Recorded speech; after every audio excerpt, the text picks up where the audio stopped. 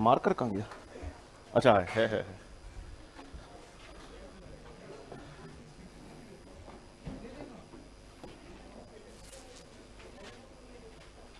अभी तो आएंगे। हाँ पानी आराम से प्लीज।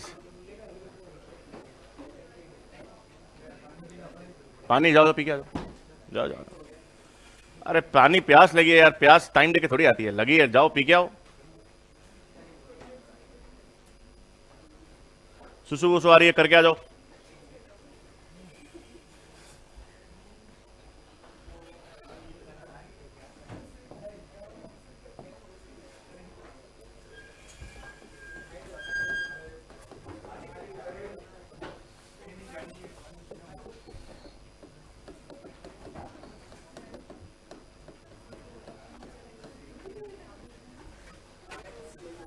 आराम से आराम से आराम से सेटल डाउन, ज्यादा भाग भाग भूख के कुछ नहीं, आराम से। अभी 5 मिनट और है, आराम से।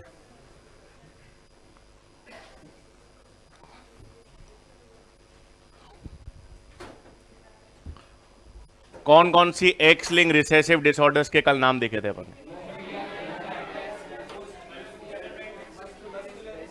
4 सही। ग्लूकोज 6 फॉस्फेट डिहाइड्रोजिनेस की डेफिशिएंसी। ठीक है, मतलब मैं वापस वो 4 नाम लिख रहा हूं, तब तक वो पानी पी के आ रहे हैं सब।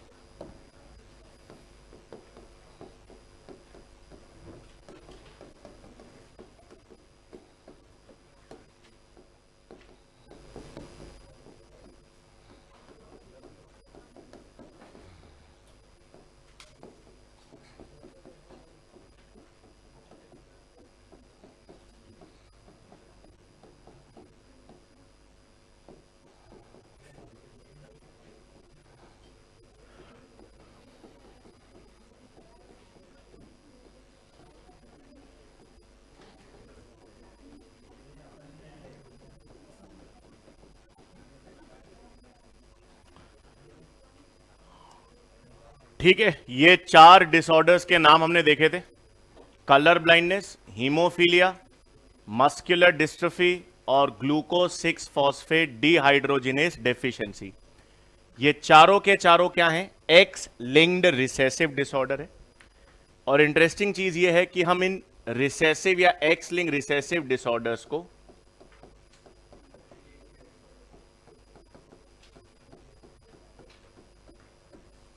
मेंडेलियन डिसऑर्डर्स भी कहते हैं। क्यों? क्योंकि ये बीमारी मेंडल को थी? नहीं। शाबाश, थोड़ा इस पे आप ऐसे प्रकाश डालेंगे। और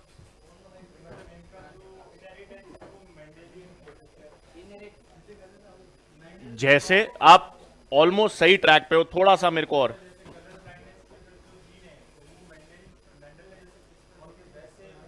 हाँ तो थोड़ा सा उदाहरण ना, मतलब मेंडल के प्रिंसिपल्स जैसे।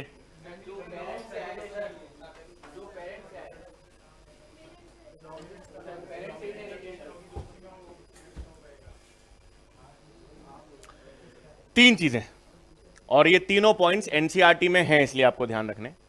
जब भी हम कोई मेंडेलियन डिसऑर्डर की बात करते हैं, जैसे ये सारे मेंडेलियन डिसऑर्डर्स हैं।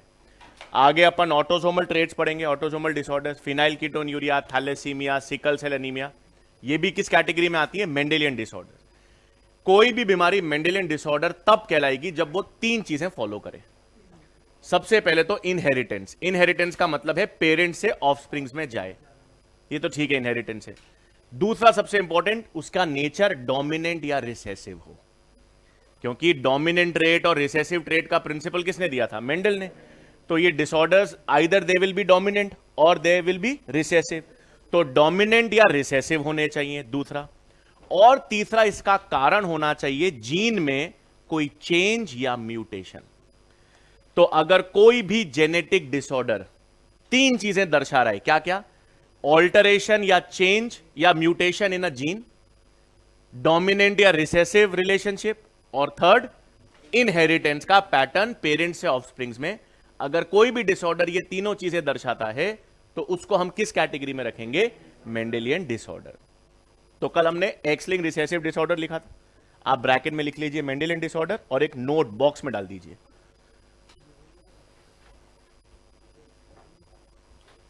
नहीं कुछ नहीं कराया, मैंने कल वाला ही नाम लिखे हैं वापस।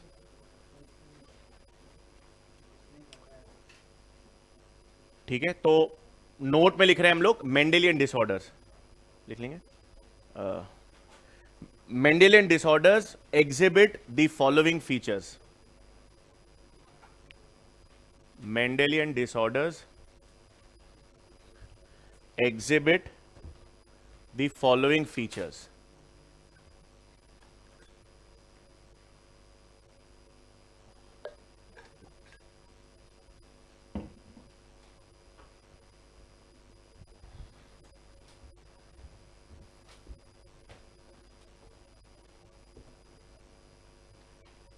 ये कितने हैं?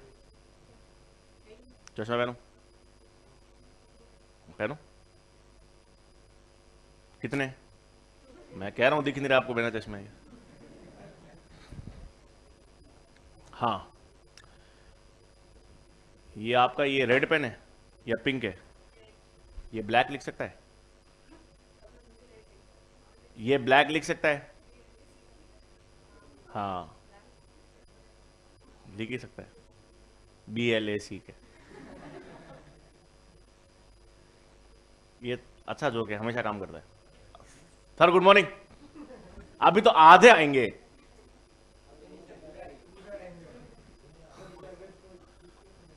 हाँ, 15 अगस्त क्या?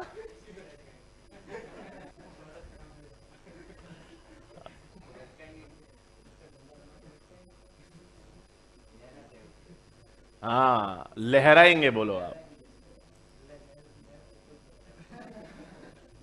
हाँ, Mendelian disorders exhibit the following features. पहला तो क्या लिखा अपन ने? पहला,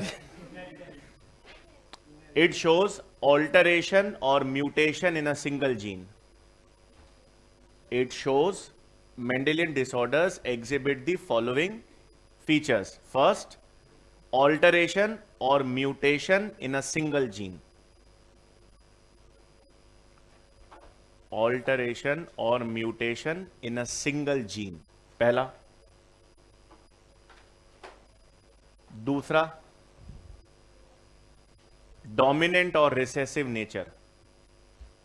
इट शोज, मतलब ऐसा कर देंगे, इट शोज डोमिनेंट और recessive nature.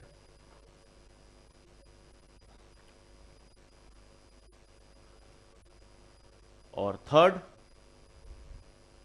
shows the principle of inheritance, या shows a pattern of inheritance,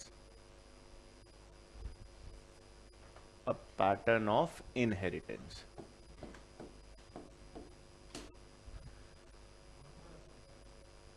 पहला अभी अपन देखेंगे, जैसे फॉर एग्जाम्पल हीमोफीलिया में क्या होता है? हीमोफीलिया में ब्लड का क्लॉट नहीं बनता, मतलब अगर चोट लग जाए तो या तो क्लॉटिंग बहुत धीमे होती है या होती ही नहीं है। क्यों? क्यों कारण ऐसा क्यों होता है? क्योंकि एक क्लॉटिंग फैक्टर 8 की कमी हो जाती है।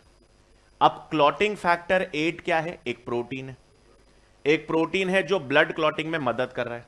यदि वो प्रोटीन है तो उसे कोड कौन कर रहा है? जीन। उस जीन में खराबी हो गई, वो जीन म्यूटेट हो गई, प्रोटीन नहीं बना, प्रोटीन नहीं बनाई, जेनेटिक डिसऑर्डर आ रहा है।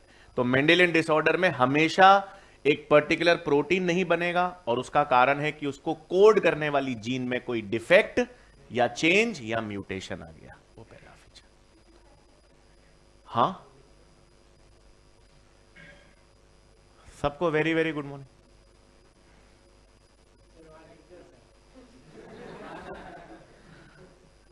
मैं उस दिन लिखूंगा जिस दिन आपकी मूछें आपके होठ के नीचे आने लग जाएंगी।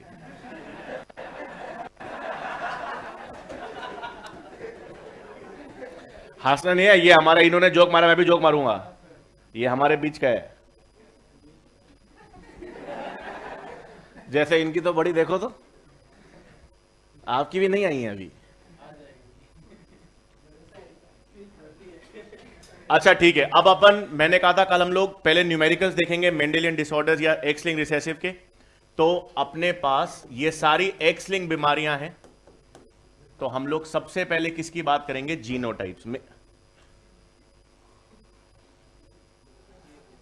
आराम तो आओ ना यार, आपको किसको आगे आना? इधर आओ, इधर जगह जगह। हमारी टेबल अच्छा, हमारा तुम्हारा हो रहा है यहां पे। आ जाओ आराम से, यहां पे जगह उन्होंने किए बेचारों ने। बैग हटा दो, वो देखो बेचारे उधर इतने कोने में चले गए।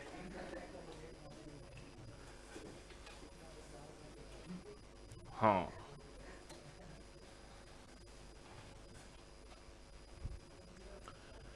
अब हमने देखा था, एक मिनट, जीनोटाइप में मेल्स और फीमेल्स।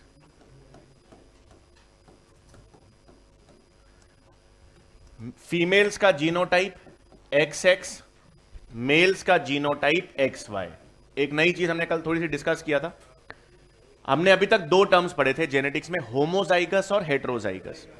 एक जैसे क्रोमोसोम्स या एक जैसी कंडीशन होमोजाइगस, डिफरेंट तो हेट्रोजाइगस।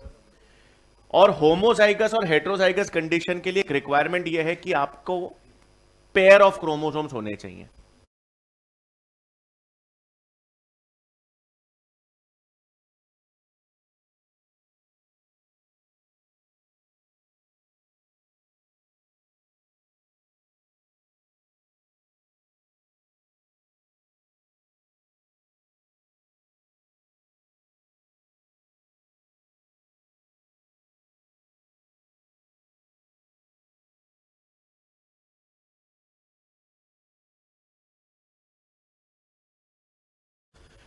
तो पहली चीज, मेल्स ऐसे हैं या ह्यूमन मेल्स ऐसे हैं जिसमें ना एक्स क्रोमोसोम का पेयर है ना वाई क्रोमोसोम्स का। तो जब क्रोमोसोम्स का पेयर नहीं पाया जाता, सिंगल सिंगल क्रोमोसोम होता है, जैसे सिंगल एक्स सिंगल वाई, तो ऐसे मेल्स क्या कहलाते हैं? हेमीजाइगस। मतलब human males are hemizygous for sex chromosomes. उनमें एक्स क्रोमोसोम भी एक है, वाई क्रोमोसोम भी एक है, तो दोनों का पेयर नहीं है। तो एक्स के लिए भी हेमीजाइगस, वाई के लिए भी हेमीजाइगस। अब देखो, अगर मैंने कहा मेल्स का जीनोटाइप ये है XY, तो ये मेल्स तो क्या हो गए? नॉर्मल। XY नॉर्मल है। अब अगर एक्स क्रोमोसोम पे, कल क्वेश्चन था अपना, एक्स क्रोमोसोम पे कलर ब्लाइंड की जीन आ जाए या हीमोफीलिया की जीन आ जाए, तो एक ही एक्स क्रोमोसोम है, उस पे कोई डिफेक्टिव जीन आ गई यानी जीन खराब हो गई, तो वो आदमी अफेक्टेड हो जाएगा।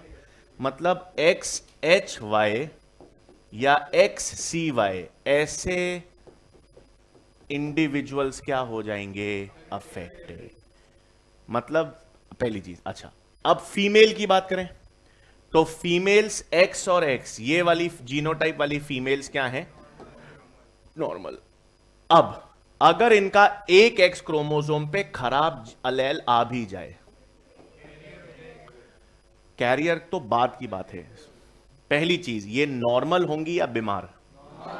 नॉर्मल। क्यों? ये बीमार क्यों नहीं है? क्योंकि ये रिसेसिव बीमारी है, और रिसेसिव बीमारी हाइब्रिड कंडीशन या हेट्रोजाइगस में एक्सप्रेस नहीं करती। इसका मतलब पहली चीज आपको ध्यान में रखनी है, ये फीमेल नॉर्मल है, बीमार नहीं है, लेकिन ये आगे अपने चिल्ड्रन में, या तो सन में या डॉटर में, ये खराब क्रोमोसोम भेजेंगी। इसलिए किसके रूप में काम करेंगी? कैरियर। दिमाग में हमेशा याद रखना, कैरियर्स आर नेवर अफेक्टेड।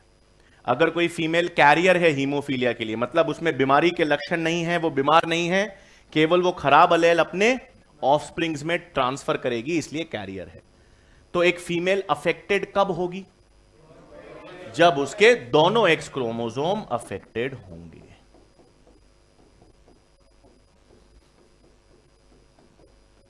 तो ऐसी फीमेल्स क्या होंगी? अफेक्टेड। इसका मतलब जितने भी एक्स लिंक रिसेसिव डिसऑर्डर्स हैं, यानी ये चार X linked recessive disorders males में हमेशा बीमारी उत्पन्न करेंगे, लेकिन फीमेल ज्यादातर कैरियर्स होंगी या नॉर्मल होंगी। ये बना लो जीनोटाइप, फिर पॉइंट लिख लेंगे फिर।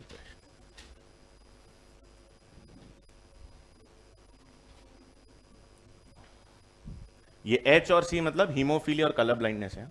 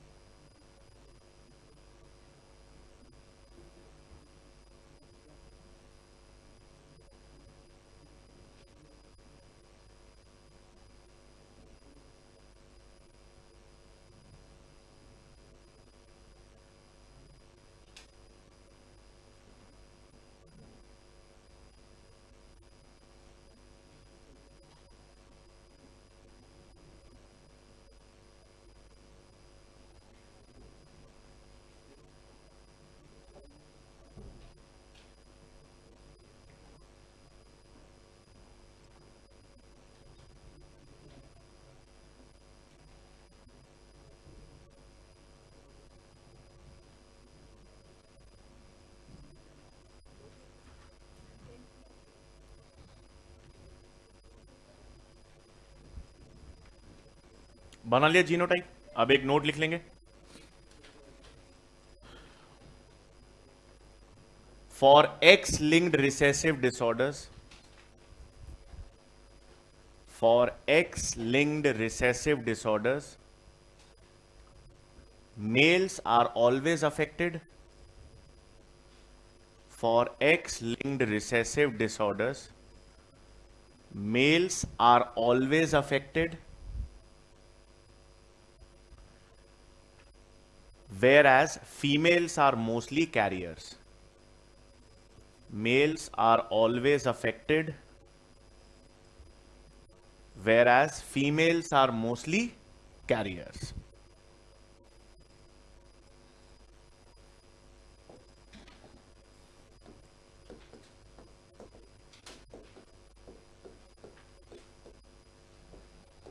ठीक है, क्वेश्चन करते हैं। मैंने कहा फादर नॉर्मल है, फादर नॉर्मल है और mother is carrier for haemophilia. ठीक है, father normal, mother carrier for haemophilia. इस बेसिस पर आपको बताना है percentage of sons affected will B.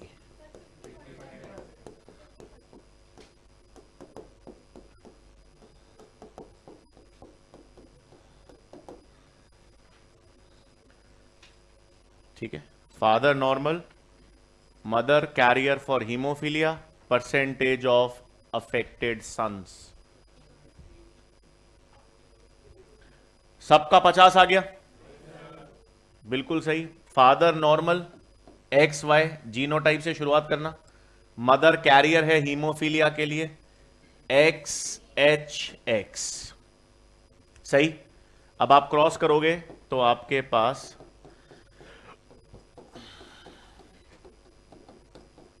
ये दो सन्स में से एक सन के अफेक्टेड आने की संभावना है।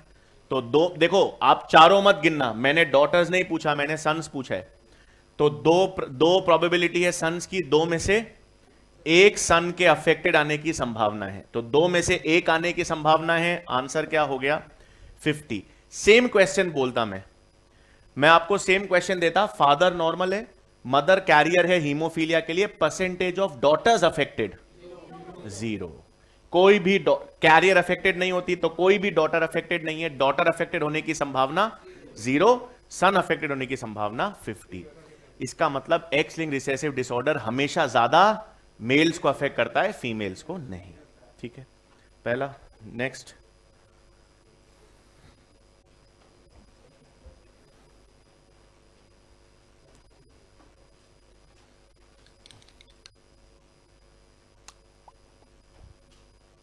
अच्छा एक चीज और सुनना, एक इंटरेस्टिंग चीज है।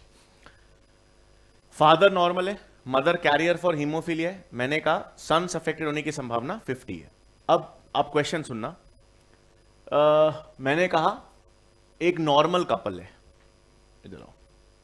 अब एक क्वेश्चन, अब अप्लाई कैसे करोगे? मैंने कहा a normal couple has a colour blind सन।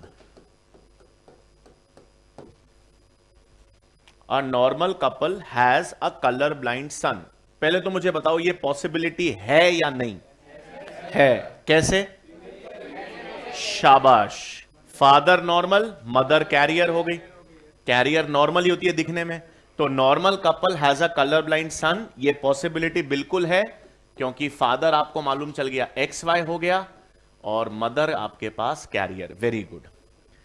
अब मेरा ये क्वेश्चन है कि नॉर्मल कपल का एक कलर ब्लाइंड सन है, उनका एक और बच्चा हुआ, मान लो एक और लड़का हुआ, इसका भाई हुआ, उसके कलर ब्लाइंड होने का परसेंटेज क्या होगा?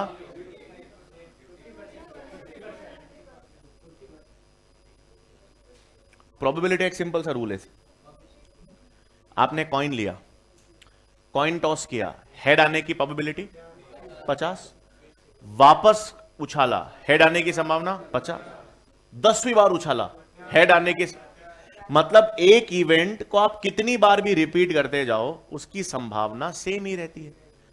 तो अगर एक नॉर्मल कपल का कलर ब्लाइंड सन है इसके अफेक्टेड आने की संभावना कितनी थी? 50 ही थी। तो जब पहले सन के अफेक्टेड होने की प्रोबेबिलिटी 50 है, तो अगले सन की भी अफेक्टेड होने की प्रोबेबिलिटी 50, उससे अगले की भी 50। मैंने कहा डॉटर अफेक्टेड होने की प्रोबेबिलिटी 0, चौथी डॉटर हो उसके अफेक्टेड होने की प्रोबेबिलिटी, जब पहले की 0 है तो कोई हर डॉटर की प्रोबेबिलिटी 0 ही रहेगी। ठीक है, क्लियर? अच्छा, अब एक और करते हैं। ये क्लियर था? तो नॉर्मल कपल का कलर ब्लाइंड सन पॉसिबल है जब मदर अफेक्टेड है, सॉरी मदर कैरियर है। अब मैंने कहा एक कलर ब्लाइंड डॉटर, एक कपल के कब आएगी? मतलब कॉम्बिनेशन बनाए, अपन एक कॉम्बिनेशन बनाते हैं कि मुझे एक अफेक्टेड डॉटर चाहिए। ठीक है, कलर ब्लाइंड मतलब एक अफेक्टेड डॉटर कलर ब्लाइंड चाहिए, तो क्या क्या पॉसिबिलिटीज हो सकती हैं?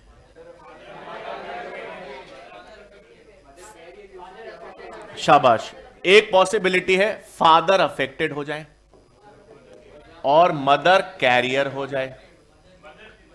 फादर कैरियर हो जाए, मतलब फादर अफेक्टेड हो जाए और मदर भी अफेक्टेड हो जाए, दो ही पॉसिबिलिटी है। फादर नॉर्मल हो और मदर अफेक्टेड हो, नहीं हो सकता। फादर नॉर्मल हो मदर कैरियर हो, तो भी नहीं होगा। डॉटर अफेक्ट, अभी हम पढ़ेंगे, डॉटर अफेक्टेड होने के लिए पिताजी का बीमार होना अति आवश्यक, नहीं तो संभावना नहीं के बराबर है। ठीक है, तो आपके पास एक कलर ब्लाइंड डॉटर तभी संभव या पॉसिबिलिटी कब आ सकती है? Father affected mother carrier, father affected and mother affected. एक और करते हैं। हाँ, मैंने प्रोबेबिलिटी भी ज्यादा किसमें होगी, ऑब्वियसली बात है सेकंड केस में, करेक्ट।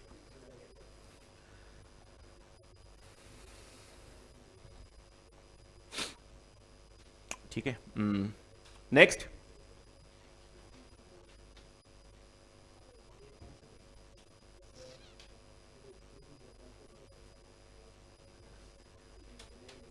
आओ देखो, मैंने कहा एक एक्स लिंक्ड रिसेसिव डिसऑर्डर है।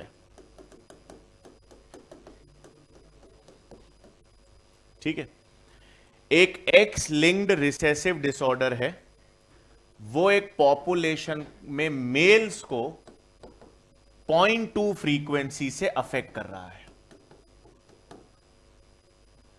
एक पॉपुलेशन में कौन सी बीमारी है? एक्स लिंक्ड रिसेसिव डिसऑर्डर है। X linked recessive disorder males को किस फ्रीक्वेंसी से अफेक्ट कर रहा है? 0.2। तो आपको यह बताना है ये x linked recessive disorder females को किस फ्रीक्वेंसी से अफेक्ट करेगा।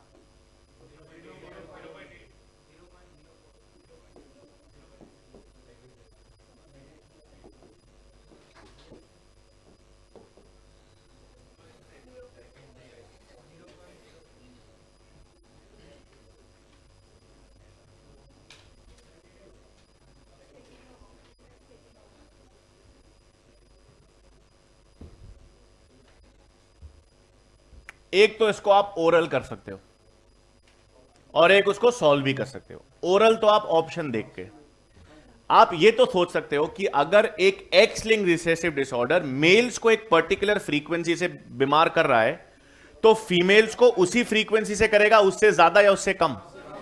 कम। फीमेल्स तो ज्यादा अफेक्ट हो नहीं सकती जेनेटिकली। मैंने कहा अगर मेल्स को 0.2 फ्रीक्वेंसी से अफेक्ट कर रहा है, तो फीमेल्स को 0.2 से तो कम ही करेगा। तो 0.2 से कम एक ही ऑप्शन है आपके पास, आंसर आप ओरल निकाल लोगे। लेकिन अब आप इसको सॉल्व भी कर सकते हो। कैसे? पहली नहीं, हार्डी विनबर्ग अभी जरूरत ही नहीं पड़ेगी। हार्डी विनबर्ग अपन अंत में करेंगे। हार्डी विनबर्ग इसमें कहां जरूरत पड़ेगी। एक X linked recessive disorder males को अफेक्ट कर रहा है। मेल्स तब अफेक्ट होते हैं जब उनका एक एक्स क्रोमोसोम अफेक्ट हो जाता है। सही बात है। एक एक्स क्रोमोसोम अफेक्ट होने की फ्रीक्वेंसी आपको 0.2 दे रखी है। यही दे रखा है ना कि भाई मेल्स अफेक्टेड है। मेल्स तब अफेक्टेड होते हैं जब एक एक्स क्रोमोसोम खराब होता है। एक एक्स क्रोमोसोम खराब होने की फ्रीक्वेंसी 0.2 है। फीमेल तब खराब होती है, बीमार होती है, जब उनके दोनों एक्स क्रोमोसोम अफेक्ट होंगे। तो एक के अफेक्ट होने की 0.2 फ्रीक्वेंसी, तो दोनों के अफेक्ट होने की 0.2 इंटू 0.2, तो आंसर क्या हो गया 0.04।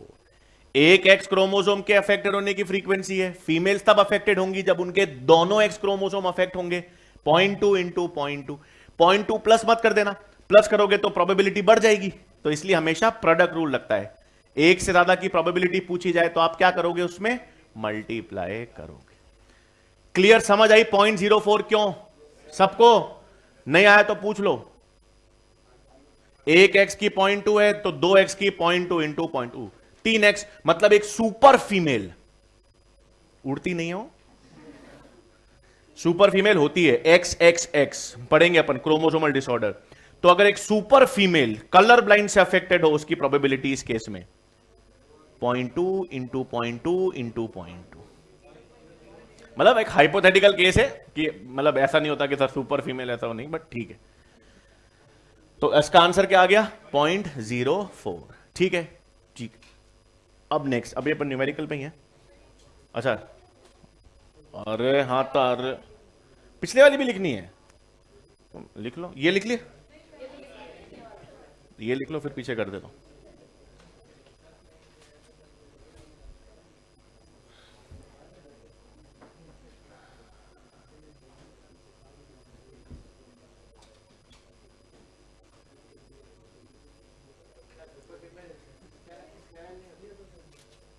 हाइपर सेक्सुअल कैरेक्टर्स होते हैं उनमें। अब इसमें भी क्या है, सुपर फीमेल्स अलग अलग है, जैसे एनिमल्स में सरल होती है काफी, ह्यूमन सुपर फीमेल जो XXX है वो नहीं होती इस तरह। किसके ज्यादा होते हैं? हाँ होता ना, X47 हो ना, बिल्कुल। ये कैसा ट्राइसोमी हो गई, 2n+1 कैसे आ सकती?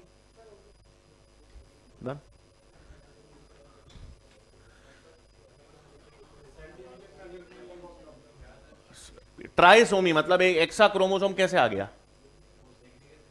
शाबाश, किसका सेग्रीगेशन नहीं हो रहा?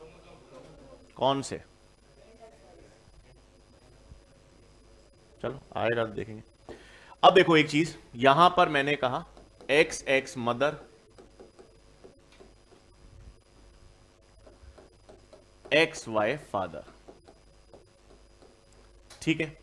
फादर से कौन से गेमीट्स क्रोमोसोम आ सकते हैं? X आ सकता है या Y आ सकता है, और Y क्रोमोसोम फादर जो है वो हमेशा किसको देते हैं? सन को। फादर का Y क्रोमोसोम हमेशा किसको जाएगा? सन को। तो इसका मतलब यह है कि सन को जो X क्रोमोसोम मिलना है वो उसको कहां से मिलेगा? माता जी से। सही बात। तो इसका मतलब फादर ने अगर Y क्रोमोसोम सन को दिया है तो फादर अपना X क्रोमोसोम किसे देंगे? डॉटर को। और डॉटर के पास दूसरा X क्रोमोसोम कहां से आएगा? मदर से। इसका मतलब अगर फादर का कोई लक्षण, पिताजी का कोई लक्षण पुत्री में आ रहा है, फादर का कोई लक्षण डॉटर में आ रहा है, तो वो कौन से क्रोमोसोम पर होगा? X क्रोमोसोम पर। पुत्र का कोई लक्षण माता जी से आ रहा है तो वो किस पर होगा? X chromosome. मतलब अगर मदर कोई ट्रेट सन को दे रही है या फादर कोई ट्रेट डॉटर को दे रहा है तो वो ट्रेट की जीन कौन से क्रोमोसोम पर होगी? X क्रोमोसोम पर। और इसे हम कहते हैं criss cross inheritance. Criss cross inheritance मतलब X लिंक्ड इनहेरिटेंस है ये। इसका मतलब फादर यानी मेल का X क्रोमोसोम डॉटर को जा रहा है और मदर यानी फीमेल का X क्रोमोसोम सन को जा रहा है। अब एक सेकेंड, इसके आधार पर Y लिंक्ड इनहेरिटेंस क्या दर्शा रही है? क्रिस क्रॉस या नॉन क्रिस क्रॉस? तो Y मतलब सन, उसके grandson, grand grandson, grand grand grand grand grandson सब जाएगा। तो ये आपके पास किसका एग्जाम्पल है? Non criss cross inheritance. फिर सवाल आ जाए कि X लिंक्ड इनहेरिटेंस केवल क्रिस क्रॉस दर्शाता है या क्रिस क्रॉस के साथ साथ नॉन क्रिस क्रॉस भी? दोनों। ये तो क्रिस क्रॉस है, लेकिन मदर का एक एक्स क्रोमोसोम डॉटर को भी जा रहा है, तो x linked inheritance criss cross और नॉन क्रिस क्रॉस दोनों दर्शाती है, जबकि वाई लिंक्ड इनहेरिटेंस केवल नॉन क्रिस क्रॉस दर्शाती है। लिख लो, बना लो ये, फिर लिख लेते हैं।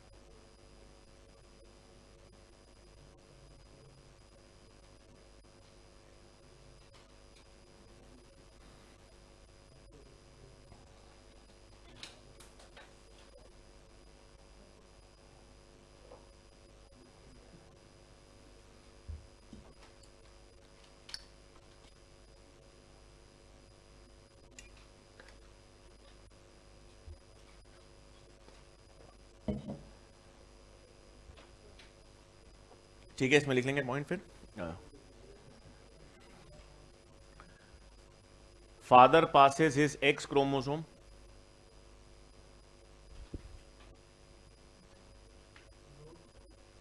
हाँ नोट तो नहीं, इसमें लिख लो point. Father passes his X chromosome to the daughter,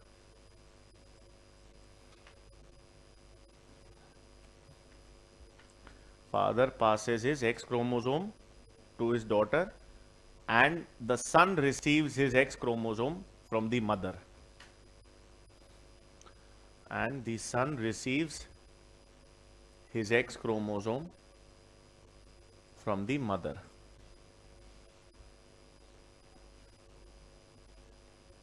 कौन सी class?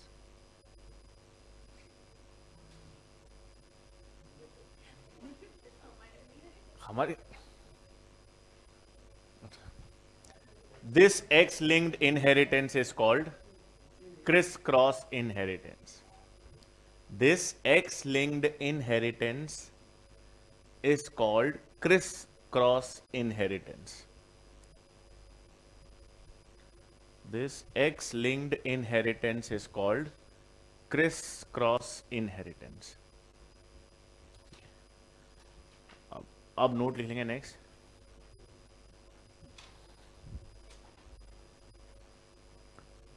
Note, criss cross inheritance exhibits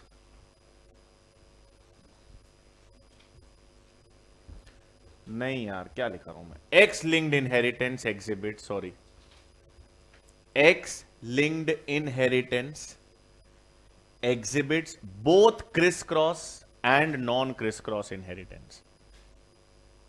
X-linked inheritance exhibits both criss-cross as well as non-criss-cross inheritance.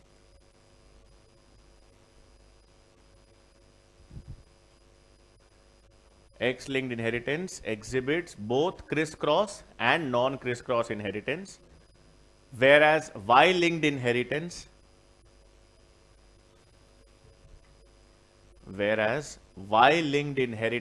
exhibits only non-criss-cross. Whereas Y-linked inheritance exhibits only non-criss-cross inheritance.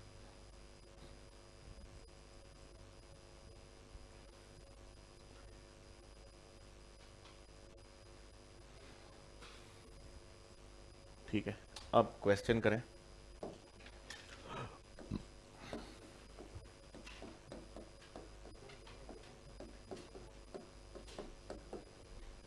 ठीक है, मैंने कहा normal couple है, normal couple है इन दोनों के पिताजी कलर ब्लाइंड है।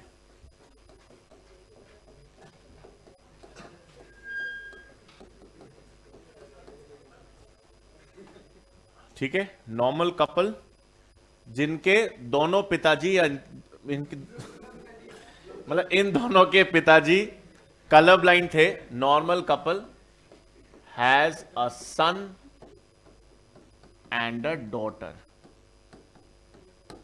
मतलब सन और डॉटर के दादा और नाना कलर ब्लाइंड थे। ठीक है, आपको यह बताना है सन के अफेक्टेड होने की प्रोबेबिलिटी और डॉटर के अफेक्टेड होने की प्रोबेबिलिटी।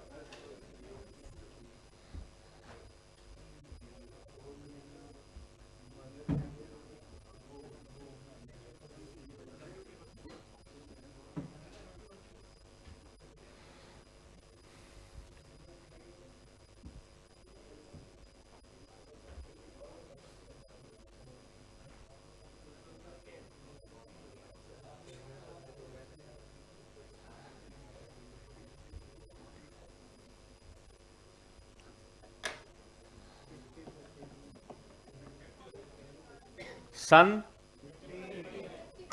और डॉटर, शाबाश।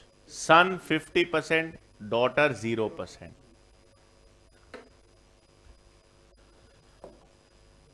आपके पास पहले तो स्टेटमेंट, जैसा स्टेटमेंट है जेनेटिक्स में आप करते जाओ। नॉर्मल कपल तो उनका जीनोटाइप बनाओ। नॉर्मल कपल मतलब मैंने नॉर्मल कपल को ले लिया मैन और वुमेन। नॉर्मल मतलब ये तो एक्स वाई ही हो सकता है, और वुमेन नॉर्मल का मतलब ये एक्स एक्स भी हो सकती है और ये भी हो सकती है। कैसे पता चलेगा? दोनों के पिताजी दे रखे, दोनों के पिताजी कलर ब्लाइंड है, दोनों के पिताजी कलर ब्लाइंड है। पिताजी का तो वैसे ही वाई क्रोमोसोम इनको मिलेगा, तो ये तो नॉर्मल ही रहेंगे, कुछ कर नहीं सकते। और फादर का एक्स क्रोमोसोम इनको मिलेगा, इसलिए मदर को आप क्या लेके चलोगे? अब आप क्रॉस करोगे तो सन के अफेक्टेड होने की संभावना आएगी 50। कर लो क्रॉस, आप करो, सन करो। आप क्रॉस करोगे तो एक सन तो अफेक्टेड आएगा दो में से, और कोई डॉटर अफेक्टेड नहीं आएगी, कैरियर अफेक्टेड नहीं होती है। तो सन के अफेक्टेड होने की प्रोबेबिलिटी 50 है, डॉटर के 0 है। अरे आ तो रहा है? अरे पीछे वालों, हाँ तो बोल दिया करो ना यार। हाँ तो इसमें कहां टैक्स लग रहा है आप लोगों का? पक्का क्लियर है सबको? आप सही करना, सब सब लास्ट थ्योरी। इस साल का नीट का क्वेश्चन याद है क्या किसी को? इसी पे आया था। आंसर याद नहीं पूछ रहा हूं मैं, सवाल याद है क्या? हाँ,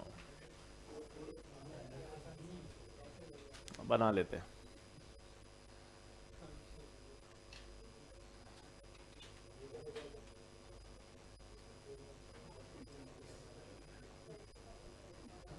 है क्या? हाँ लगाओ ना यार, क्वेश्चन करते हैं।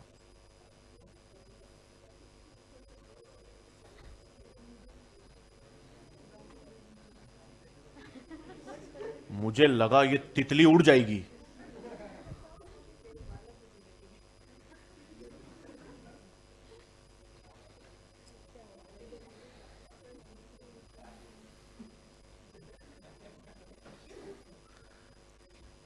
काट जाएगी।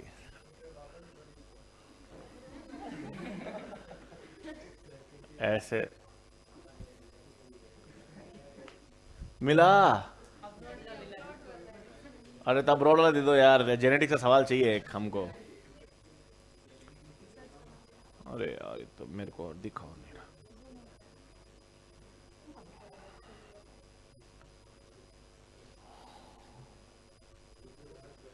कहाँ ढूंढूं यार, तो खत्म हो गया।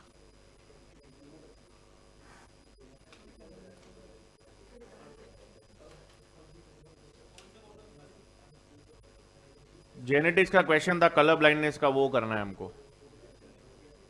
अब वो इसमें तो मेरे को दिख ही नहीं रहा यार। स्टेट में मिल गया। अरे बता, धन्यवाद। पेपर तो निकाल दिया, तो क्वेश्चन, अरे यार केमिस्ट्री खोल के और दिया है मेरे को आपने। फुद्दू सब। हाँ मिल जाएगा यार, देख लेते हैं।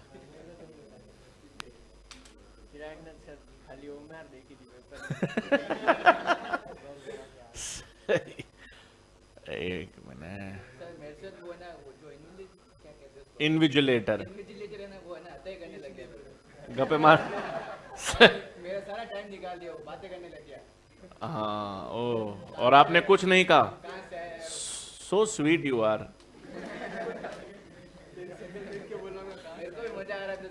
मैं समझ गया ना, जब भी तो कह रहा हूँ सो स्वीट यू आर। इसमें तो यार वो है सिकल सेल एनीमिया वाला।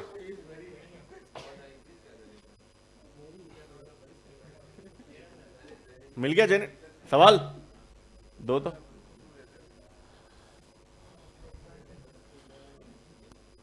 हाँ लो, क्वेश्चन करो तो लिखो। If a colour blind female, वो प्रदीप चौधरी ने स्नैपचैट का मैसेज भेजा है, देखना है क्या? नहीं आप लिखो। अरे हाँ, if a colour blind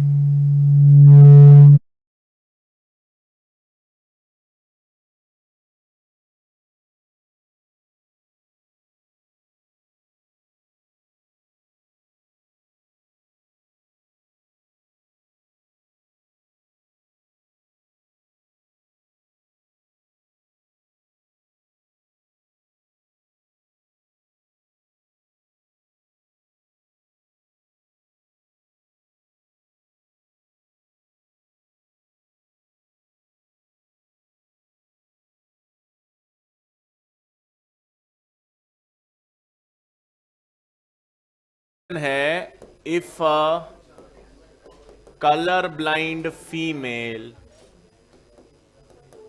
marries a man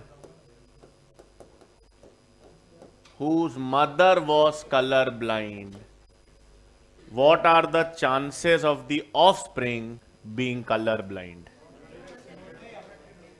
सब अफेक्टेड। कलर ब्लाइंड फीमेल कैसे लिखोगे? X X. आदमी जिनकी माता जी कलर ब्लाइंड थी, तो वो आदमी भी अफेक्टेड ही होगा, क्योंकि मदर का ही एक्स क्रोमोसोम उनको मिलेगा। तो आप ये क्रॉस करोगे तो सारे बच्चे पीड़ित आएंगे, सारी संतति पीड़ित आएगी। ऐसे हिंदी भाषा भी मेरी तो बहुत अच्छी। ऑफस्प्रिंग को कहते हैं संतति।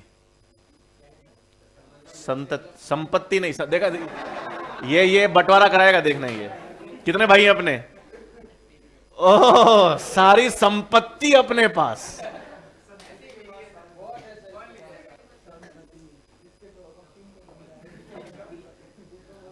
ठीक है, क्लियर। तो अब एक्स लिंक्ड रिसेसिव डिसऑर्डर से संबंधित जितने तरह के न्यूमेरिकल से हमने कर लिए। आओ भाई, अब थ्योरी देखेंगे। सबसे पहले अपन अब एक्स लिंक्ड रिसेसिव डिसऑर्डर में देखेंगे हीमोफीलिया।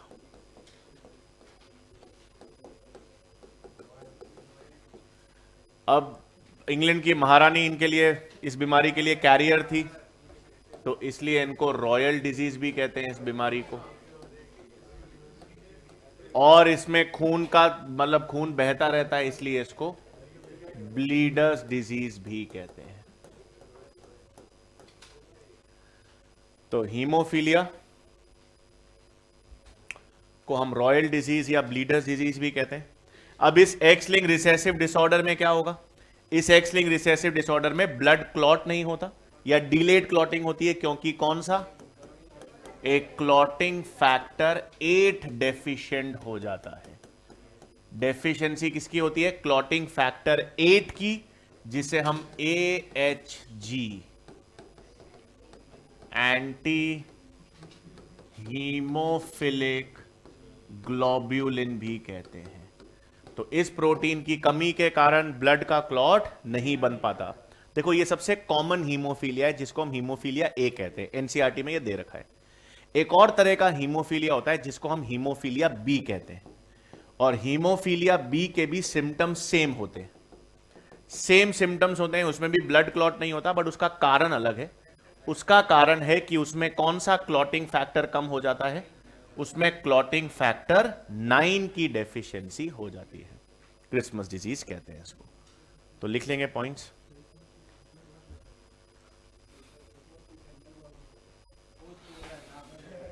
ठीक है, लिखेंगे हीमोफीलिया, रॉयल डिजीज या bleeders disease.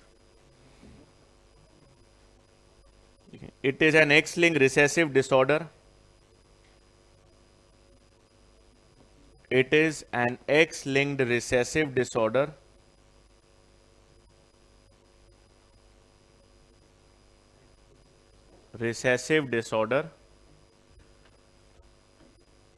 in which delayed or no blood clotting occurs. In which delayed or no blood clotting occurs. Delayed or no blood clotting occurs due to deficiency of clotting factor 8. Due to deficiency of clotting factor 8, और 8 में हम bracket में लिख लेंगे anti haemophilic globulin.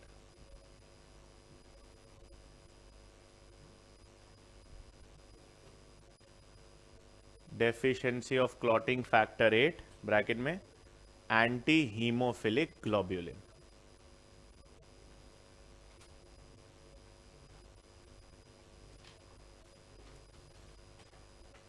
ठीक है, फिर यहां पे एक नोट लिख लेंगे। Another form of haemophilia called haemophilia B, या ऐसे लिख लेंगे इन अनदर फॉर्म ऑफ।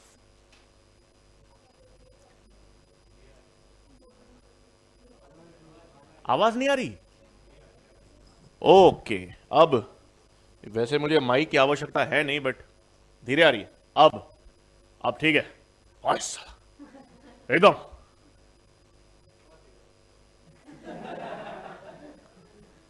यह मजदूर का हाथ है कातिया।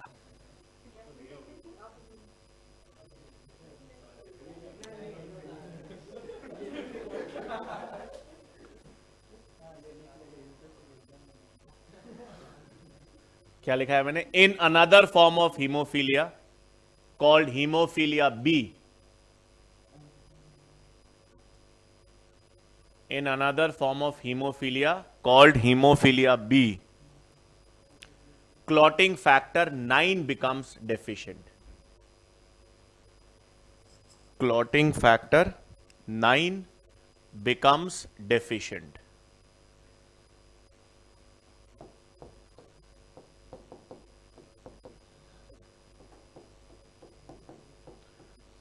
और हम ब्रैकेट में लिख लेंगे, इसे क्या कहते हैं? Christmas disease. हीमोफीलिया बी को Christmas disease. Deficient, clotting factor 9 becomes deficient, और इसको हम क्रिसमस डिजीज कहते हैं।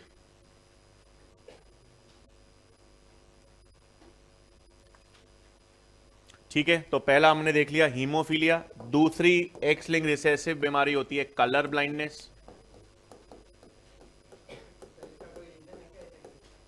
है ना, रीजन है ना, जीन में म्यूटेशन हुआ। अब आप देखो, अब आप इस बीमारी में क्या हो रहा है? पहली बात तो इस बीमारी की जीन क्या है? एक्स क्रोमोसोम पर है। मतलब आप इमेजिन करो, ये आपके पास एक्स क्रोमोसोम है। एक्स क्रोमोसोम पे एक ऐसी जीन है जो कौन सा प्रोटीन बना रही है, क्लॉटिंग फैक्टर 8 को कोड कर रही है। अब इस जीन में म्यूटेशन हो गया, ये जीन चेंज हो गई, बिगड़ गई, इसके कारण अब क्लॉटिंग फैक्टर 8 नहीं बन रहा। क्लॉटिंग फैक्टर 8 नहीं बन रहा तो ब्लड क्लॉट नहीं हो रहा। तो एक्स लिंक का मतलब जीन एक्स क्रोमोसोम पर है, और ये मेंडेलियन डिसऑर्डर है, इसका मतलब अब जो जीन थी उसमें म्यूटेशन या डिफेक्ट आ गया, इसलिए अब वो प्रोटीन नहीं बन पाता।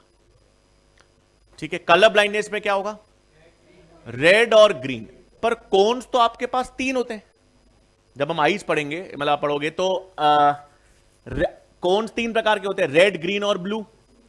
तो रेड और ग्रीन कलर ब्लाइंडनेस पढ़ते हैं, ब्लू क्यों नहीं पढ़ते? नहीं होती है, लेकिन वो ऑटोसोम्स पे होती है। ये कोन्स है, कोन्स में जो प्रोटीन्स बनेंगे उनको कोड करने वाली जीन्स होंगी। तो रेड कलर की और ग्रीन कलर की जीन्स एक्स क्रोमोसोम पर है, ब्लू कलर की जीन एक्स क्रोमोसोम पे नहीं होती। किस पे होती है? ऑटोसोम्स पर। इसलिए हम लोग कलर ब्लाइंडनेस में केवल कौन से कलर की बात करते हैं? रेड और ग्रीन। और ये भी मेल्स में ज्यादा होगा, ऑब्वियस ही बात है, फीमेल्स में बहुत कम होता है। तो लिखेंगे colour blindness in this X-linked recessive disorder, in this X-linked recessive disorder,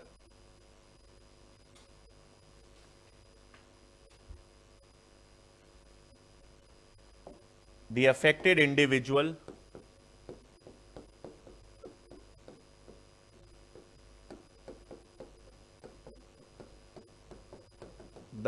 individual cannot differentiate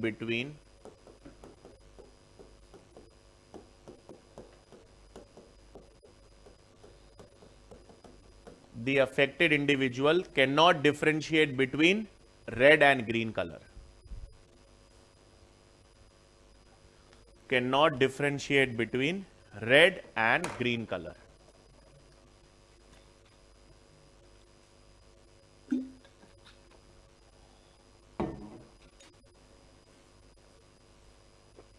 ठीक है। रेड कलर का प्रॉब्लम आता है तो उसे कहते हैं प्रोटेनोपिया, ग्रीन कलर का आता है तो उसे कहते हैं ड्यूटेरोनोपिया।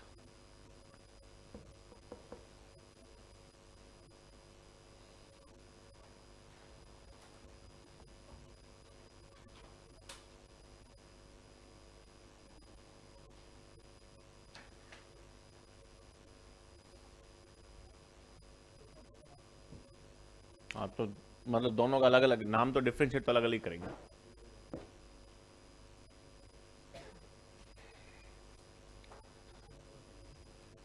ठीक है। ये दोनों बीमारी है। तीसरी आपके पास मस्कुलर डिस्ट्रोफी, वो भी एक्स लिंक्ड रिसेसिव डिसऑर्डर है। उसका कारण क्या होता है कि उसमें मसल प्रोटीन्स नहीं बनते, तो मसल समय से पहले वीक हो जाती है और नष्ट होने लग जाती है। तो नेक्स्ट तीसरा आएगा muscular dystrophy.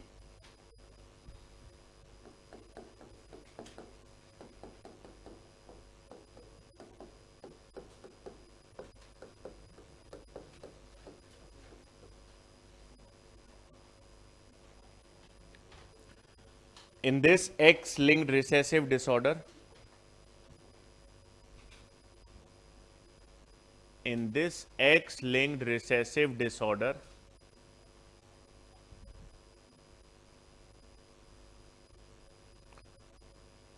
muscle fatigue and weakness occurs. Muscle fatigue and weakness occurs, leading to muscle degeneration. Muscle fatigue and degeneration occurs. Muscle fatigue and weakness occurs, leading to muscle degeneration. Fatigue मतलब थकान, बिल्कुल सही। हाँ, fatigue मतलब थकान, बिल्कुल। Muscle fatigue का मतलब पेशियों में थकान।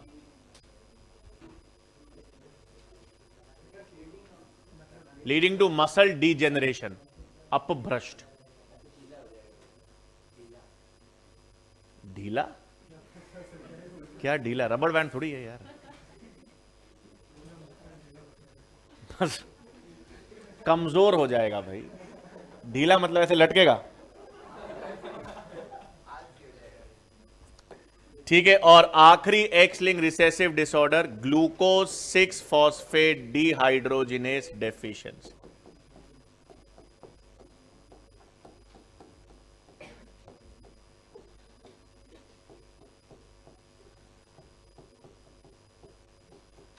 अच्छा, पहले तो मुझे कोई बताएगा ये जो एंजाइम है ये ग्लूकोज 6 फॉस्फेट डिहाइड्रोजिनेस, ये कहां होती है?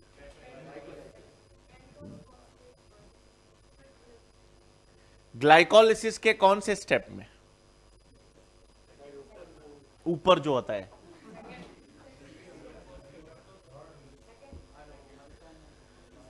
पूरे ग्लाइकोलिसिस में ये एंजाइम कहीं यूज नहीं होती। लगता ऐसा है कि ये ग्लाइकोलिसिस की एंजाइम है, लेकिन नहीं। किसकी एंजाइम है? तेज बोलो। Pentose phosphate pathway. हम रेस्पिरेशन में पढ़ेंगे। एक पेंटोस फॉस्फेट पाथवे होता है, हमारी बॉडी में भी होता है, प्लांट्स में भी होता है, जिसमें जो 6 कार्बन शुगर होती है उसको 5 कार्बन शुगर में कन्वर्ट किया जाता है, और उसके लिए यह सबसे इंपॉर्टेंट एंजाइम है। ये एंजाइम हमारे आरबीसी में मिलती है।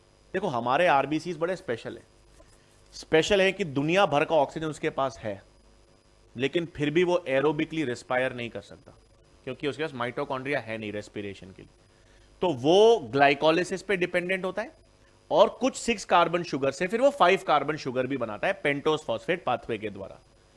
इसका मतलब इस एंजाइम की कमी सबसे ज्यादा कौन से सेल्स को अफेक्ट करेगी? हमारी बॉडी में फाड़ देती है आरबीसी को। ये एंजाइम जरूरी होती है। अब ये आगे देखो, रेस्पिरेशन में पढ़ेंगे। आरबीसीज में एनएडीपी और एनएडीपीएच के संतुलन को बनाए रखने में ये को एंजाइम्स है। एक इसका ऑक्सीडाइज रूप है, एक इसका रिड्यूस रूप है, बट ये को एंजाइम का संतुलन जरूरी है। आरबीसीज के अंदर इस एंजाइम मेंटेन करती है। इस एंजाइम की कमी हो जाती है तो इसका संतुलन बिगड़ जाता है। संतुलन बिगड़ जाता है तो आरबीसीज नष्ट हो जाते हैं, और आरबीसी नष्ट हो जाते हैं। उस एक्स लिंक रिसेसिव डिसऑर्डर को क्या कहते हैं? Glucose 6 phosphate dehydrogenase deficiency. सबसे फ्रेजाइल सेल्स ही आपकी बॉडी में आरबीसीज है। कभी सिकल सेल एनीमिया हो सकता है, थैलेसीमिया हो सकता है, कभी ग्लूकोज। तीनों में अफेक्टेड सेल्स कौन से हैं? आरबीसीज। संख्या कितनी होती है आरबीसीज की normal?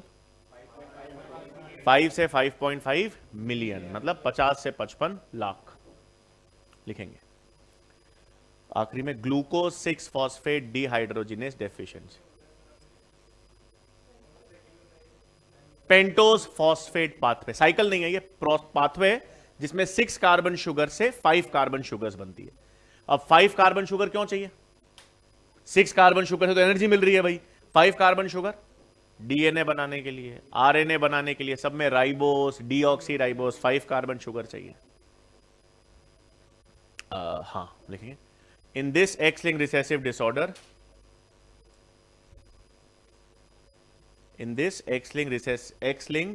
disorder, glucose 6-phosphate dehydrogenase becomes deficient.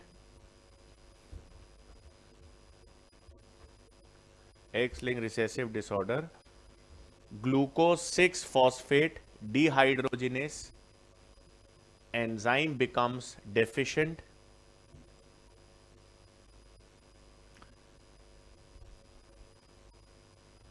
causing lysis of RBCs.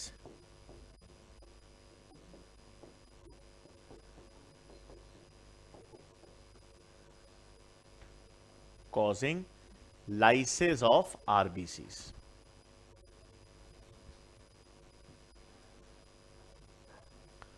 ठीक है भाई, तो ये हमारे पास क्या हो गई? X linked recessive disorders. अब देखो, एनसीईआरटी में कोई भी एक्स लिंक्ड डोमिनेंट डिसऑर्डर नहीं है, लेकिन आपको एक पता होना चाहिए, इसलिए आप बॉक्स में लिखेगा। वो एनसीईआरटी में तो है नहीं, लेकिन आगे हम पेडिग्री सॉल्व करेंगे तो उसमें आता है। तो आप एक एक्स लिंक्ड डोमिनेंट डिसऑर्डर का नाम लिख लो। एक्स लिंक्ड डोमिनेंट डिसऑर्डर होता है विटामिन डी रेजिस्टेंट रिकेट्स।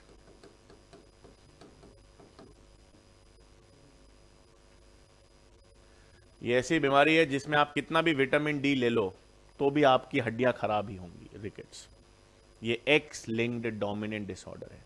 सिर्फ नाम याद रखना है, मतलब याद एग्जाम पॉइंट में जरूरी नहीं है, बट फिर भी बॉक्स में आप लिख लेना इसको।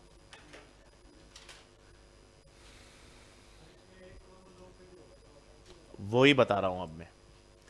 एक्स लिंक्ड डोमिनेंट डिसऑर्डर में अब क्या जीनोटाइप आएगा, देखो। अगर मैं यहां पर एक एक्स लिंक्ड डोमिनेंट डिसऑर्डर की बात कर रहा हूं, तो डोमिनेंट का मतलब वो कौन कौन सी कंडीशन में दिखाई देगा? प्योर और हाइब्रिड दोनों में दिखाई देगा। तो मेल्स को तो कुछ फर्क पड़ नहीं रहा, उनके पास तो एक ही एक्स है। डोमिनेंट जीन हो या रिसेसिव हो, उसको तो अफेक्ट होना ही है।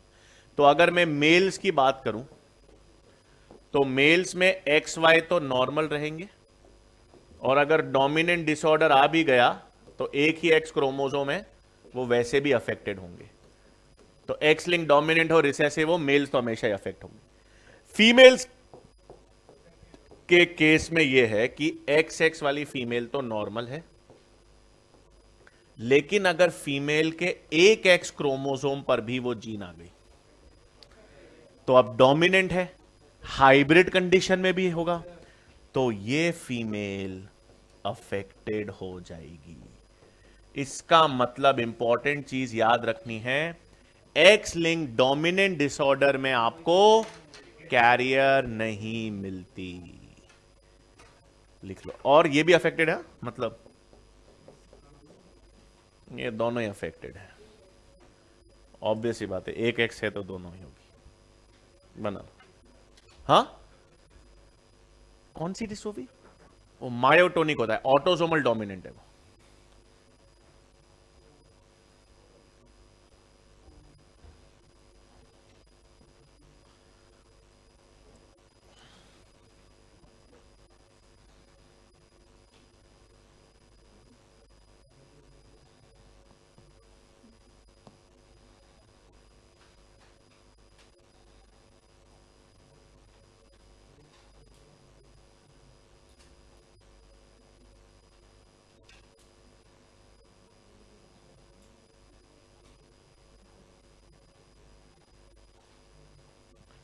करें क्वेश्चन इस पे?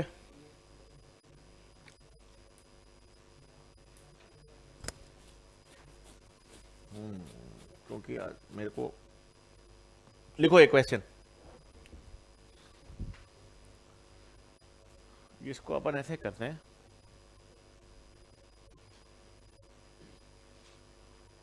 ऑटोसोम पढ़े नहीं अभी अपन ने।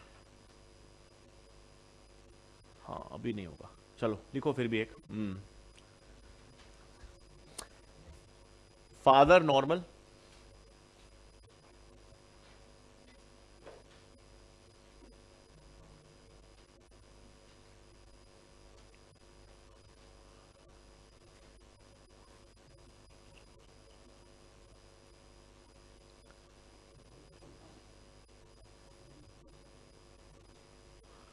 इसको ऐसे लिखो, मजा आएगा।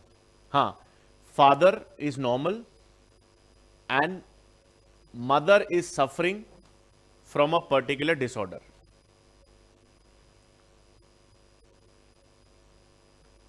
Father normal, mother is suffering from a particular disorder. In the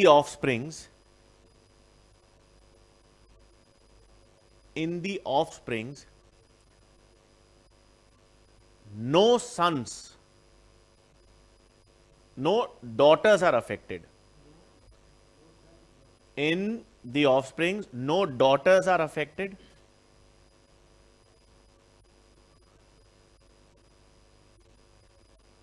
But all sons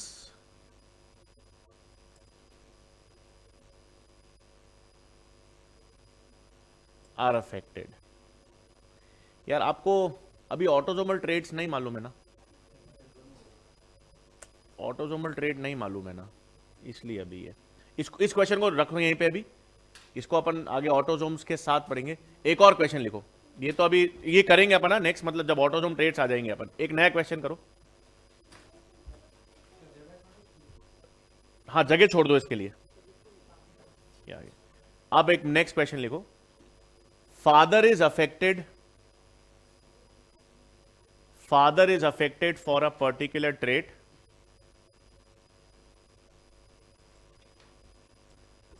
father is affected for a particular trait and mother is normal.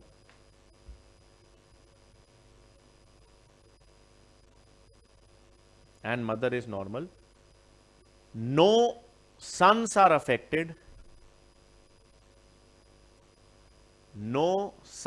affected. But all daughters are affected. No sons are affected, but all daughters are affected.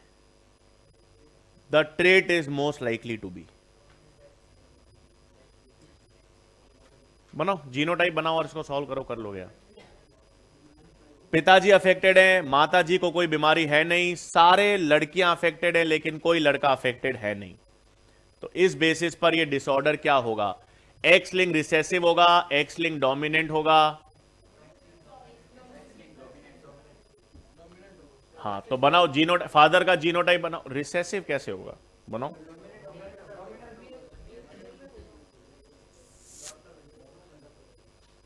सारी daughter affected है और एक भी सन affected नहीं है।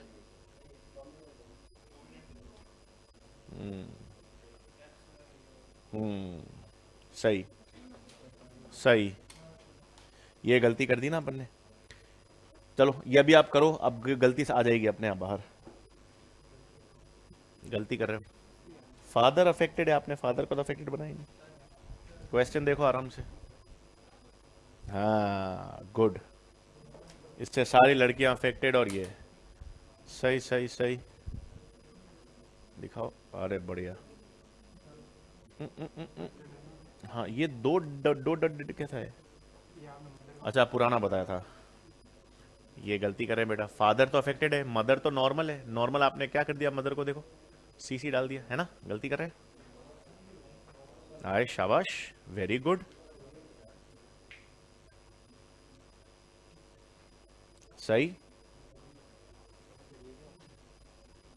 ये नाम है इसका, क्लॉटिंग फैक्टर 9 का, प्लाज्मा थ्रोम्बोप्लास्टिन कंपोनेंट।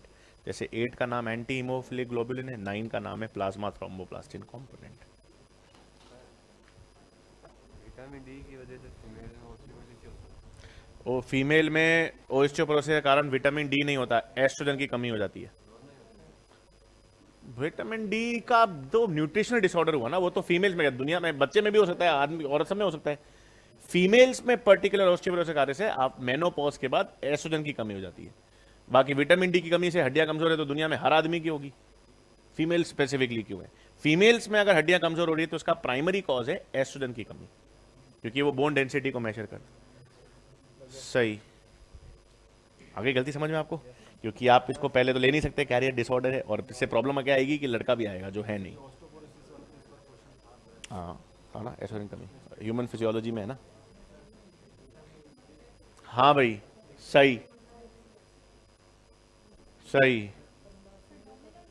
हाँ देखो अब अपना गलती आप कर लो। अरे सही,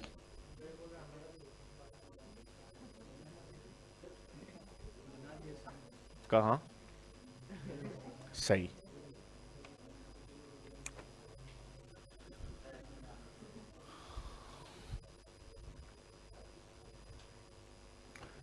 भाई हमारे पास फादर अफेक्टेड है, मदर नॉर्मल है। अब अगर आप मदर नॉर्मल लो और आप ये मान के चलो कि सर ये रिसेसिव भी हो सकता है क्या, रिसेसिव लेके चलोगे तो मदर को कैरियर लेना पड़ेगा। अब आप मदर को कैरियर लोगे तो इसमें लड़कियां तो अफेक्टेड आएंगी ही, लड़के भी अफेक्टेड आएंगे। लेकिन क्वेश्चन में तो आपको दे रखा है एक तो सारी लड़कियां अफेक्टेड है और कोई लड़का अफेक्टेड नहीं है। तो आप वो तभी संभव है क्योंकि एक्स क्रोमोसोम लड़की को जाता है फादर का, तो इसके कारण सारी डॉटर अफेक्टेड हो गई, और मां का एक्स क्रोमोसोम सन को जाता है, इसलिए कोई सन अफेक्टेड नहीं है। और हाइब्रिड में अगर लड़कियां अफेक्टेड हो रही हैं तो ये ऑब्वियस सी बात है, कौन सी बीमारी होगी? एक्स लिंक्ड डोमिनेंट होगी। ठीक है, क्लियर? मतलब ये रिसेसिव क्यों नहीं है, इसलिए आपको दो चीजें हैं। एक तो आप अगर आप रिसेसिव लोगे तो आपको मदर को कैरियर लेना पड़ेगा, मदर को कैरियर लेते ही आपके पास लड़के अफेक्टेड आएंगे। लड़के बार बार क्वेश्चन में दे रखा है अफेक्टेड नहीं है, और सारी डॉटर भी अफेक्टेड नहीं आएंगी। आप अगर रिसेसिव लेके चलोगे तो 50% संभावना है डॉटर अफेक्टेड आने की। क्वेश्चन में दे रखा है सारी डॉटर अफेक्टेड, सारी डॉटर अफेक्टेड है, इसका मतलब फादर का एक्स अफेक्ट कर रहा है। हाइब्रिड कंडीशन में इसका मतलब ये बीमारी कैसी है? एक्स लिंक्ड डोमिनेंट है। ये वाई लिंक ट्रेट के बारे में कुछ बताओ तो, आज बहुत है। ठीक है, वाई क्रोमोसोम पे कुल 231 जीन्स होती हैं, बिल्कुल सही। उनको होलैंड्रिक कहते हैं। होल का मतलब कंप्लीट, एंड्रो का मतलब मेल, एंड्रो मतलब मेल, गाइनो मतलब फीमेल, इसलिए फीमेल डॉक्टर्स गायनेकोलॉजिस्ट होते हैं। एंड्रो हमेशा मेल होता है और गाइनो हमेशा फीमेल होती है। तो इसका मतलब जब हम वाई लिंक्ड इनहेरिटेंस पढ़ते हैं, एक्स लिंक तो हमने पढ़ ली, अब क्या बचा है अपने पास? Y link. तो वाई क्रोमोसोम पे केवल 231 जीन्स होती हैं, और ये सारी की सारी जीन्स मेलनेस के लिए हैं, इसलिए इनको हम holandric jeans.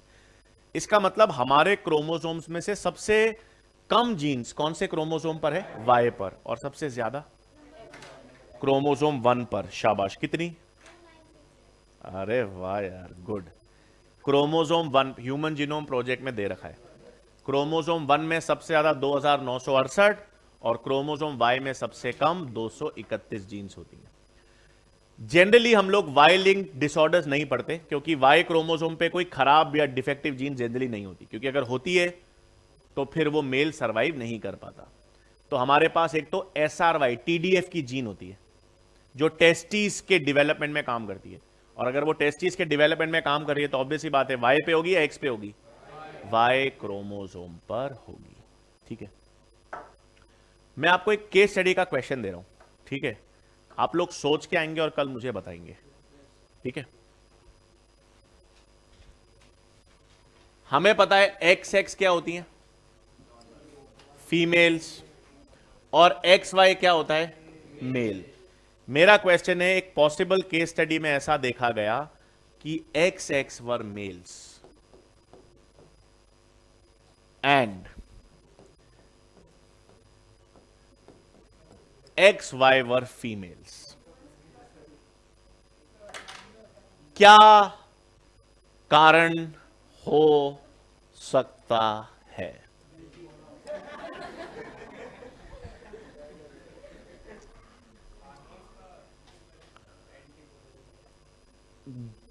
Good try, decent try, try अच्छा किया, लेकिन सही नहीं है। यार वो तो देखो, वो आप तो उसमें फिजियोलॉजी में चले गए। फिजियोलॉजी की बात तो हो, वो ठीक है, मुलेरियन डक्ट है, वुल्फियन डक्ट, वो सब ठीक है ना, बट वो फिजियोलॉजी को गवर्न तो जेनेटिक्स कर रही है भाई। किसी कोई फिजियोलॉजी हो, मेटाबॉलिक, गवर्न तो जेनेटिक्स कर रहा है। तो ये XX मेल कैसे और XY फीमेल कैसे? देखो यार, म्यूटेशन से तो कोई काम नहीं होगा, रिवर्सल कैसे हो जाएगा? म्यूटेशन होके लड़का लड़की कैसे बन जाएगा? क्या हो रहा है?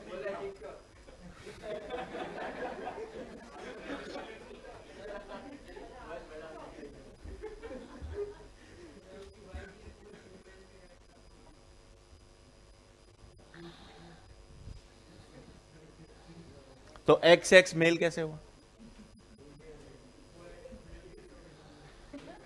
नहीं, इन्होंने बोला कि सर वाई, मतलब थोड़ा सा एक, मतलब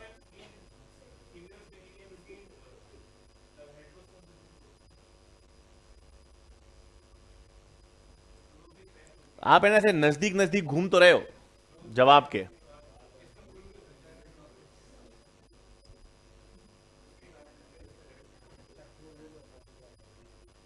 नहीं सोचो, मतलब मैं तो दिया है, मतलब एक पॉसिबिलिटी है, हाइपोथेटिकली पॉसिबिलिटी है, टेक्स्ट बुक के हिसाब से एक पॉसिबिलिटी है।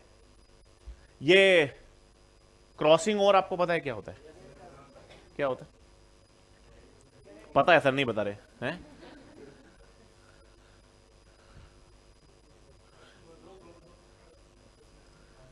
कोई भी दो क्रोमोसोम का, हाँ, होमोलोगस क्रोमोसोम्स का एक्सचेंज। तो इसी से जुड़ा हुआ कोई जवाब आए तो हम,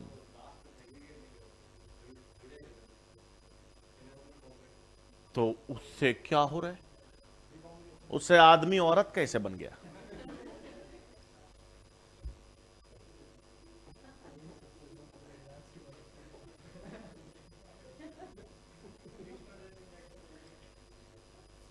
नहीं, जेनेटिकली देखो वो सारी, वो ठीक है, ज्यादा एक आदमी को आप एस्ट्रोजन एस्ट्रोजन देते रहो देते रहो देते रहो तो उसमें फीमेल सेक्सुअल कैरेक्टर्स डेवलप हो जाएंगे, बट वो फिनोटिपिक तो मेल ही रहा तो मेल ना, वाए गायनेकोमास्टिया हो गया उसको, लेकिन रहा तो मेल। मैं तो कह रहा हूं एक्स वाई मेल ही नहीं, पुरुष ही नहीं, महापुरुष।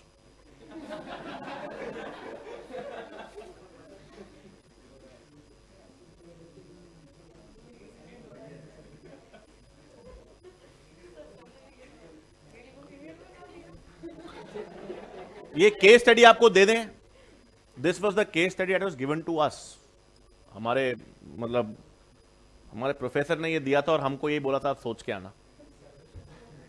फिर हमने तो, आपने तो कुछ, हमने तो ऐसे अजीबो गरीब सोचा, आप तो कुछ भी नहीं सोच रहे।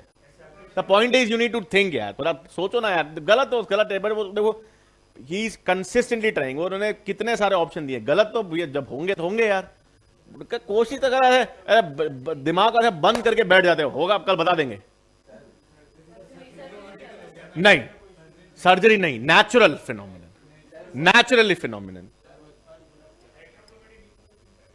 सर वो एक्स बनने वाला था वो बंद हो गया, जब वाई हो गया।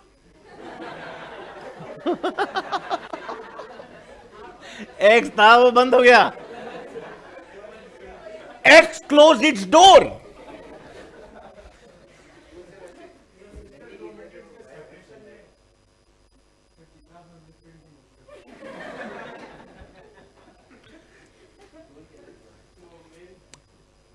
सोचना अच्छा अच्छा है, वो बहुत अच्छा सोच रहे हैं, वो आस पड़ोस में है थोड़ा।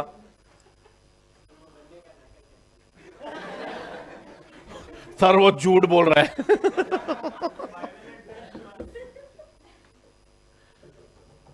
बाइवेलेंट, सिस्टर क्रोमैटिड, ये सब क्रॉसिंग ओवर से रिलेटेड है, ये क्रॉसिंग ओवर तो है नहीं, क्योंकि क्रॉसिंग ओवर तो नॉर्मल फिनोमिनन है, तो ये नॉर्मल तो है नहीं, ये नॉर्मल फिनोमिनन तो है नहीं, ये तो उससे कुछ हटके है। तो मतलब ये ऐसी, इसका प्रिंसिपल उस चीज पर आधारित है जो हम पढ़ते हैं, इसलिए घोचा तो कुछ क्रोमोसोम्स में ही हुआ है ना, इतना तो आपको समझ रहे हो ना कि लफड़ा तो क्रोमोसोम में हुआ है, तो क्रोमोसोमल डिसऑर्डर्स होते हैं। अब तो सोच लेना, इतना तो मैंने आपको दिशा दे दी, इतनी दिशा तो आपको दे दी है।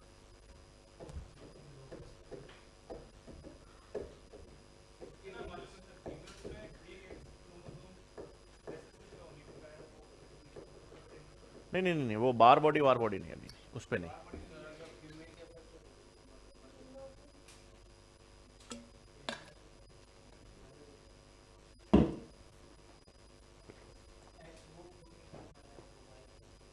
बहुत पास, बहुत पास,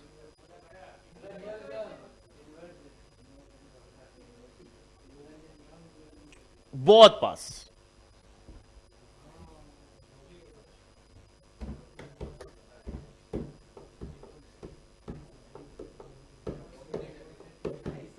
एपिस्टेसिस नहीं है,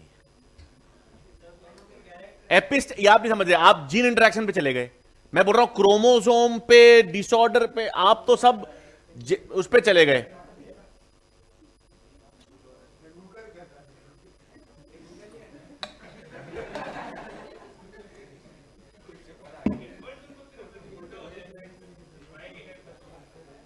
नहीं, इन्वर्जन का मतलब होता है एक्स से एक्स ही उल्टा रहेगा, एक्स से वाई उल्टा इन्वर्जन नहीं होता है, इसलिए मैं कह रहा हूं she was close. Inversion is not X turning into Y या Y turning into X, X turning on itself, this is inversion. ये इन्वर्जन नहीं है, समझ रहे हो? करो कोशिश। क्या हो गया?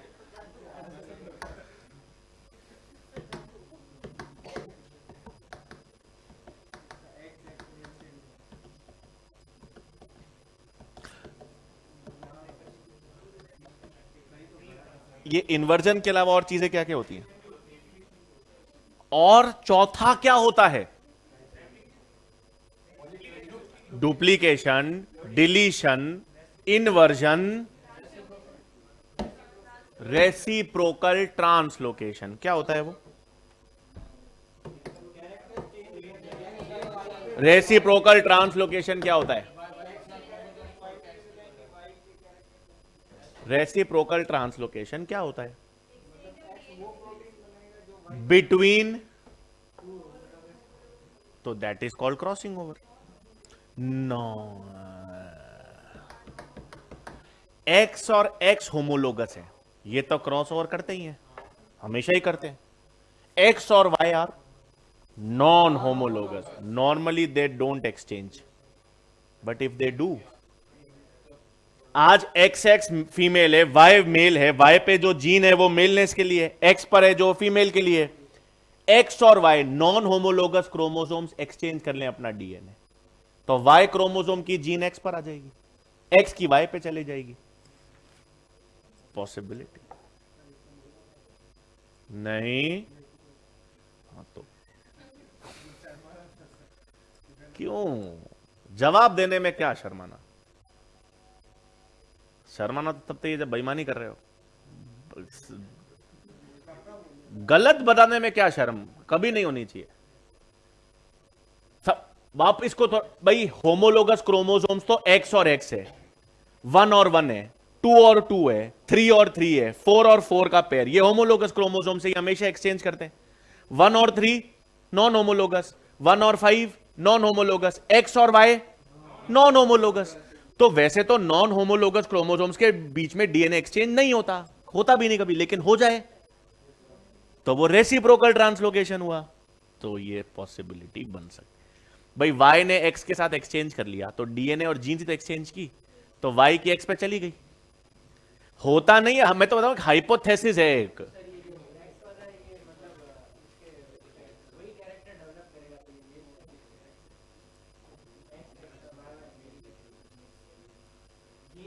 वाई इज मेल, क्यों एक्स वाई मेल्स क्यों हैं? क्योंकि वाई क्रोमोसोम पे वो जीन्स हैं जो आपके रिप्रोडक्टिव ऑर्गन्स को डेवलप करने में काम कर रही हैं। तो वही जीन्स मैं एक्स पे अगर ट्रांसलोकेट कर दूं, हाँ, चलो कल करेंगे बाकी।